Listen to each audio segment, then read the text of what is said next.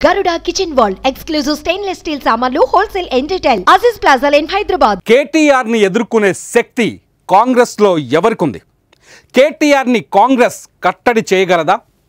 అసెంబ్లీలో కేటీఆర్ ను నిలవరించాలి అంటే అధికార పక్షం నుంచి ఎవరు రెడీ అవ్వాలి? ఇవాల్టి అసెంబ్లీ సమావేశాలు చూసిన ప్రతి ఒక్కరి మదిలో మెదిలిన ప్రశ్న ఇదే.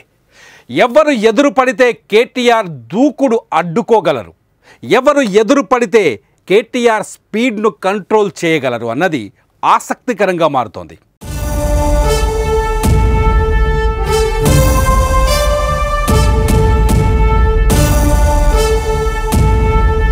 కాళ్ళు వనకాలి అధ్యక్ష. ఎవరైనా ఈ రాష్ట్రంలో గంజాయి కానీ కొకైన్ కానీ హెరాయిన్ కానీ ఇట్లాంటివి రకరకాల ఎన్నో పేర్లు నా పేర్లు పలకడానికి కూడా నాకు రాదు అధ్యక్ష. వీటన్నిటిని 100% ఉక్కు పాదంతో అణిచివేస్తాం, ఎంత వాళ్ళున్నా బొక్కలేస్తామనే నిబద్ధతతో మా ప్రభుత్వం పనిచేయబోతుంది. దీనికైనా వాళ్ళు పూర్తి స్థాయిలో మద్దతు పలకాలి అని చెప్పి మీ ద్వారా వారికి విజ్ఞప్తి చేస్తున్నా అధ్యక్ష. టీఎస్ న్యాబ్ అనేది ఏర్పాటు చేసిందే మా ప్రభుత్వం. Telangana state anti narcotics bureau ఏర్పాటు చేసిందే మా ప్రభుత్వం. ఏర్పాటు చేయడమే కాదు, సివి ఆనంద్ గారిని అపాయింట్ చేయడమే కాకుండా దాదాపు 9 నెలల కిందటనే ఆ కార్యాచరణ కూడా ప్రారంభించి మొత్తం అన్ని జిల్లాల ఎస్పీలు, ఇప్పుడు వారు చెప్పారు కదా ముఖ్యమంత్రి గారు, మొత్తం ఒక పూచిక పుల్ల గదులొద్దు, అసలు గంజాయి అనేది కనబడొద్దు అన్న మాట ఏదైతే వారు చెప్పినారు అధ్యక్ష. పంజాబ్ గురించి కూడా గొప్పగా చెప్పారు అధ్యక్ష. మరి పంజాబ్లో నిన్న మొన్నటి దాకా ఉన్నది కాంగ్రెస్ ప్రభుత్వమే అధ్యక్ష. వారు మర్చిపోయినట్టున్నారు. పంజాబ్ ఇవాళ మత్తులో మునిగిపోతోంది, యంగ్ విడోస్ అనేది అయితే మాట్లాడారో అక్కడ ఉన్నదంతా కాంగ్రెస్ ప్రభుత్వమే.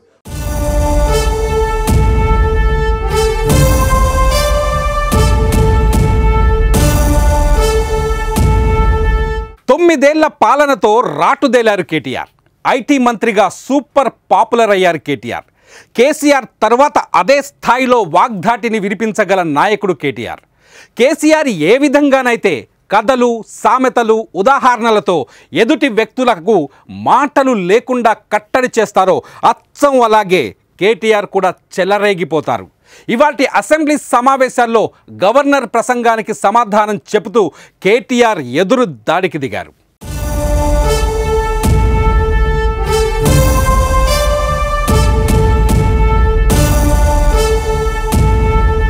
చరిత్ర చాలా ఉంది.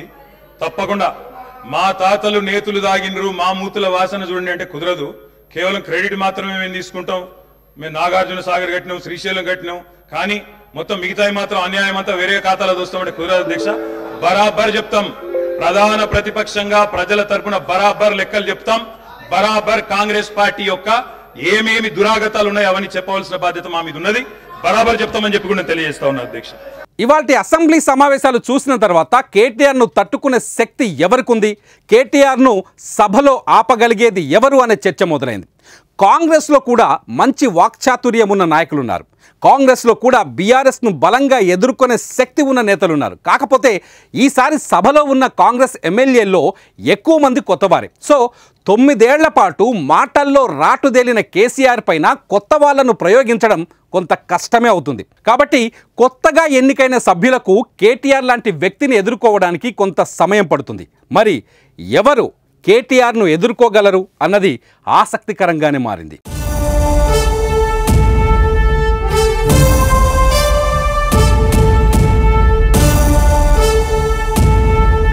ఇవాల్టి అసెంబ్లీ సమావేశాలను పూర్తిగా గమనిస్తే కేటీఆర్ను ఎదుర్కొనే శక్తి ఒకే ఒక్కరికి ఉందని అర్థమైంది.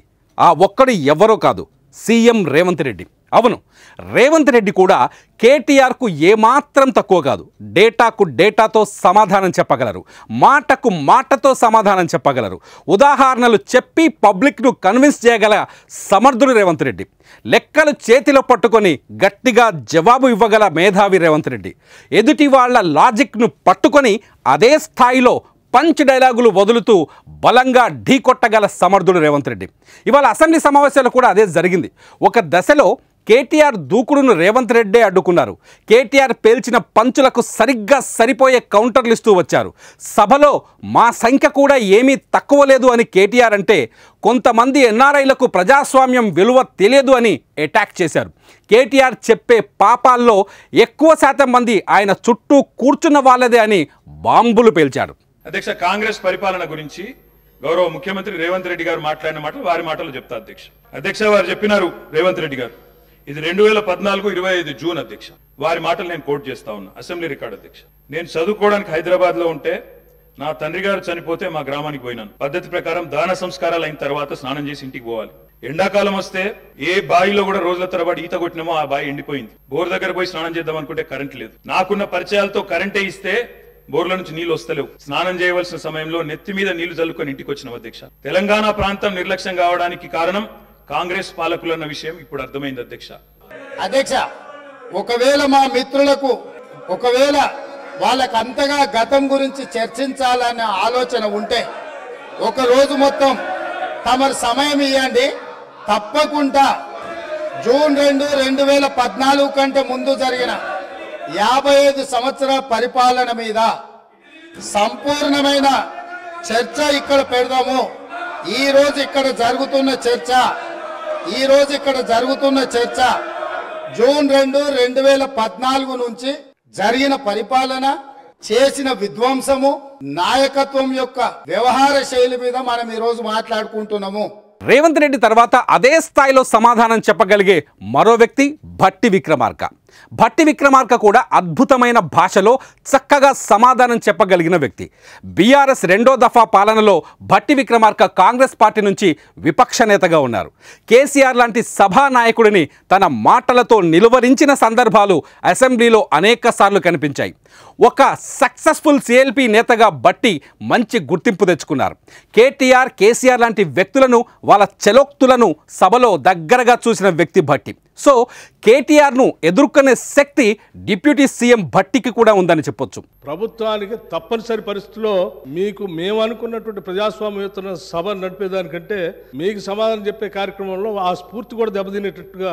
వారు మాట్లాడుతున్నారు అది కరెక్ట్ కాదు దయచేసి మీరు ఏం చేశారనుకుంటున్నారో చెప్పండి మేము ఏం చేయాలనుకుంటున్నారో చెప్పండి దాని ద్వారా రాష్ట్రానికి ఏమైనా చేద్దాం అనేటువంటి ఆలోచన ఉండాలి తప్ప మీరున్న టైంలో గంజి సెంటర్లు ఉన్నాయి మీరున్న టైంలో అసలు నీళ్ళు ఏడలేవండి ఆర్డబ్ల్యూఎస్ పథకం ద్వారా మొత్తం రాష్ట్రంలో దాదాపు 70 నుంచి 80% నీళ్లు ఇచ్చారు మా ఆదిలాబాద్ నుంచి నేను ఖమ్మం వరకు చెప్తాను నేను ప్రతి ఊరితో సహా లెక్కలతో సహా చెప్తాను చివరి గోండుగూడల్లో కూడా మీరు చెప్పినటువంటి ఆర్డబ్ల్యూఎస్ దాదాపు 43,000 కోట్ల రూపాయలతో ఖర్చు పెట్టారు ఏడాది ఒక్క గ్రామంలో నీళ్లు వస్తున్నాయండి ఇప్పటికి కూడా ఐటీడీ నీళ్ళే తాగుతూ ఉన్నాం వేసినటువంటి బోర్లు బావిలో నుంచి నీళ్లు తాగుతున్నామని చెప్తా ఉన్నారు మళ్ళీ అదేదో పెద్ద గొప్పగా చేసినట్టు చెప్తున్నారు మీరు వచ్చిన తర్వాతనే నల్గొండలో నీళ్ళు వచ్చినాయి అంతకుముందు నల్గొండలో నీళ్లు రాలేదా ఫ్లోరోసిస్ ఎరాడికేషన్ కాలేదా మీరు వచ్చిన తర్వాత జరిగిందా మీకంటే ముందే జరిగింది ఆర్థిక విద్యుత్ వంటి కీలక శాఖలకు బాధ్యతలు వహిస్తున్న భట్టి విక్రమార్క మంత్రిగా బాధ్యతలు చేపట్టిన 2వ రోజే ఘాటైన విమర్శలతో గత ప్రభుత్వాన్ని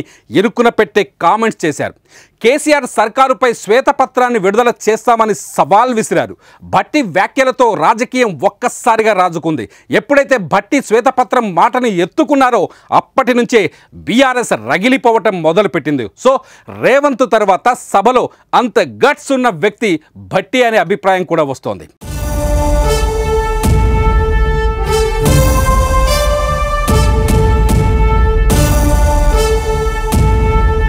రేవంత్ భట్టి కాకుండా తర్వాత ఇంకెవరు అంటే ఖచ్చితంగా ప్రస్తుత ఐటీ మంత్రి దుద్దిళ్ల శ్రీధర్ బాబు అనే చెప్పాలి శ్రీధర్ బాబు కూడా అద్భుతమైన వాక్చాతుర్యం కలిగిన వ్యక్తి అంతేకాదు బాగా చదువుకున్న వ్యక్తి పూర్తి స్థాయి రాజకీయ నేపథ్యం ఉన్న కుటుంబం నుంచి వచ్చిన శ్రీధర్ బాబు ఉమ్మడి ఆంధ్రప్రదేశ్లో కూడా మంత్రిగా పనిచేశారు ప్రస్తుతం తెలంగాణలో ఏర్పడిన కొత్త ప్రభుత్వంలో ఐటీ మంత్రిగా కీలకమైన బాధ్యతలనే తీసుకున్నారు అయితే గతంలో ఐటీ మంత్రిగా పనిచేసిన కేటీఆర్కు సరైన సమాధానం చెప్పాల్సిన అవసరం ఖచ్చితంగా ప్రస్తుత ఐటీ మంత్రికి వస్తుంది అందుకే ఈ పోర్ట్ఫోలియోకు శ్రీధర్ బాబును ఎంచుకున్నారని తెలుస్తోంది గతంలో శాసనసభ వ్యవహారాల శాఖ మంత్రిగా కూడా పనిచేశారు శ్రీధర్ బాబు 2018 అసెంబ్లీ ఎన్నికల్లో శ్రీధర్ బాబు కూడా అనేక సార్లు ప్రభుత్వాన్ని ఇరుకన పెట్టారు సో ఇప్పుడు శ్రీధర్ బాబు కూడా కేటీఆర్ లాంటి నాయకుడిని నిలువరించగలరనే చర్చ నడుస్తోంది 50 సంవత్సరాల చరిత్ర గురించి కానీ చెప్పండి మీరు 10 సంవత్సరాల కాలం పాటు నేను దాంట్లో 5 సంవత్సరాలు ఉన్నాను అదే చెప్తూ వచ్చారు ప్రజలు అందరూ కూడా వింటూ వచ్చారు ఆఖరుకు తీర్పు ఏ విధంగా ఇచ్చారో ఇప్పటికైనా మీరు దయచేసి రియలైజ్ కావాలని కోరుతా ఉన్నారు ఇందిరమ్మ రాజ్యం రావాలే పెద్దలు కేటీఆర్ గారు చెప్పారు ఇందిరమ్మ రాజ్యం అంటే ఏ విధంగా ఉంటుందని సరే, ప్రజలందరికీ తెలిసి ఈరోజు అందరూ కూడా చదువుకున్నవారు, అందరూ కూడా అవగాహన ఉన్న వ్యక్తులు. అయినా కానీ ఇందిరమ్మ రాజ్యంలోనే సామాజిక న్యాయం జరిగింది, ఇందిరమ్మ రాజ్యంలోనే పేదవారికి న్యాయం జరిగింది, ఇందిరమ్మ రాజ్యంలోనే ఇల్లు వచ్చినాయి, ఇందిరమ్మ రాజ్యంలోనే భూములు వచ్చినాయి, ఇందిరమ్మ రాజ్యంలోనే పోడు భూములు వచ్చినాయి. ఈరోజు ఆ విధమైన మరొక్కసారి ప్రభుత్వం రావాలనే ఆలోచనతోనే తీర్పిచ్చారు కనుక ఆ క్రమంలో కొత్త ప్రభుత్వం ఏర్పాటైన తర్వాత మీరు ఏదైనా మీ ఆలోచనలు ఇస్తే తప్పకుండా మేము ఒక కన్స్ట్రక్టివ్ క్రిటిసిజం చేయండి, we will try to accept it. కానీ పదే పదే మళ్ళా 50 సంవత్సరాలకు ఏది ఏమైనా తెలంగాణ అసెంబ్లీ ఇక నుంచి వాడివేడిగా కనిపించడం ఖాయమని తెలుస్తోంది. 9 ఏళ్లు తెలంగాణను పరిపాలించిన అనుభవంతో ప్రతిపక్షం ఉంటే 9 ఏళ్ల పాటు అధికారానికి దూరంగా ఉన్న ప్రతిపక్షం అధికార పక్షంలోకి వచ్చింది. సర్కారును అడుగడుగునా ఇరుకున పెట్టేందుకు ఖచ్చితంగా ప్రతిపక్షం నుంచి బలమైన గళాలు వినిపిస్తాయి. వారికి సమాధానం చెప్పేందుకు అధికార పక్షం కూడా ఏమాత్రం వెనక్కి తగ్గదని స్పష్టంగా అర్థమవుతోంది. దీంతో ఈసారి తెలంగాణ అసెంబ్లీ సమావేశాలు ఎప్పుడు జరిగినా రణరంగంగానే కనిపించడం ఖాయమనిపిస్తోంది. మరి మీరేమంటారు?